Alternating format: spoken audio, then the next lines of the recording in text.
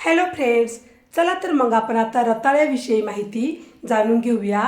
एक, बटाट्याप्रमाणे रताळे हेही कंदमूळ आहे.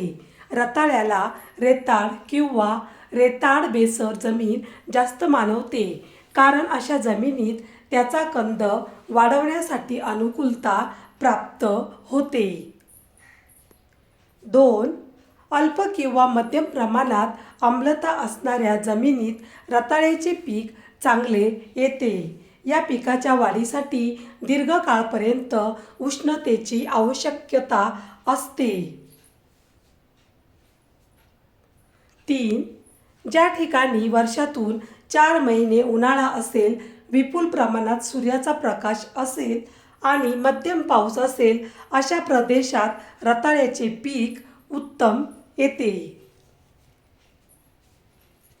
4, उत्तर प्रदेश, मध्य प्रदेश, पंजाब व तामिळनाडूमध्ये, महाराष्ट्र, नाशिक, सोलापूर, पुणे व कुलाबा जिल्ह्यात, कर्नाटकात बेळगाव येथे, गुजरातमध्ये भरूच, खेडा, अहमदाबाद जिल्ह्यात तसेच उत्तर गुजरातमध्ये रताळ्याचे पीक मोठ्या प्रमाणात येते. 5, रताळ्यामध्ये अनेक प्रकार असतात, परंतु त्यात पांढरी व लाल या दोनच जाती प्रमुख आहेत.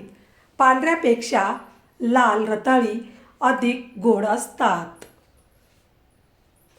6, रताळी भाजून किंवा वाफवून नुसतीच अगर दुधात घालून खाता येतात.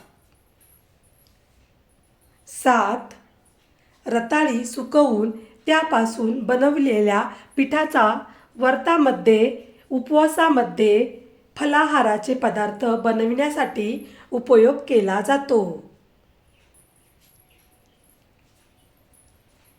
8, रताळ्याची पानेही खूप पौष्टिक समजली जातात. कित्येक प्रदेशात त्याच्या कोवळ्या पानांची भाजीही बनवतात. 9, रताळी पचण्यास जड, थंड, बलदायक व काही अंशी मलावरोध करणारी आहेत. 10, रताळ्यात 16% स्टार्च व 4% शर्करा असते.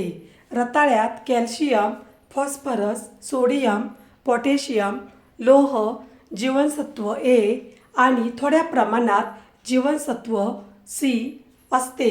व्हिडिओ पूर्ण बघितल्याबद्दल खूप खूप धन्यवाद. चला तर मग पुन्हा भेटूया अशाच नवीन व्हिडिओमध्ये. तोपर्यंत बाय बाय.